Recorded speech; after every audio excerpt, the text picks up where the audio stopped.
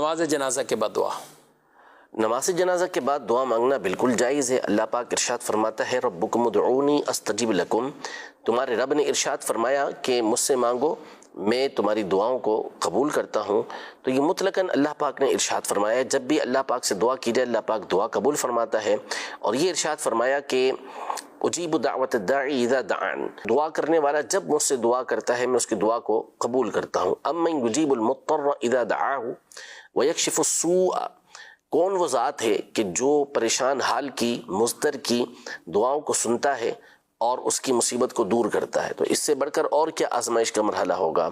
تو اس لیے قرآن پاک کی جو نصوص مطلقہ ہیں اس میں یہ بات بالکل واضح اور مسرح ہے کہ جس طرح ہم اس وقت دعا مانگ سکتے ہیں، تو جس طرح اس وقت دعا مانگی جا سکتی ہے اسی طرح جنازے کے بعد بھی دعا مانگی جا سکتی ہے، جنازے سے پہلے بھی دعا مانگی جا سکتی ہے۔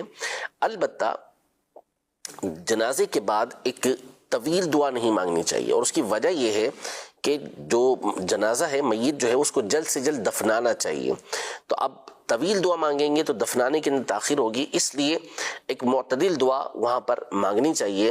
اور حدیث مبارکہ ہے مشکوٰۃ شریف میں کہ اذا صلیتم علی المیت فاخلصوا له الدعاء، کہ جب تم جنازہ پڑھ چکو تو اس کے لیے یعنی میت کے لیے خلوص دل کے ساتھ دعا کرو۔ اس کے بہت ساری تشریحات کی گئی ہیں، اور ایک تشریح یہ بھی ہے کہ نماز جنازہ کے بعد آپ دعا مانگتے ہیں تو یہ دعا مانگنا بھی اس حدیث پاک سے ثابت ہوتا ہے، جو اس کا بالکل واضح اور صریح مطلب بنتا ہے۔ اسی طرح قرآن مجید فرقان حمید کی اور نصوص سے بھی اور آیات سے بھی ہمارے علماء اہل سنت نے استدلال کیا ہے، اور بالکل واضح طور پر اس بات کو بیان کیا ہے کہ نماز جنازہ کے بعد دعا مانگنے میں اصلاً کوئی حرج نہیں ہے۔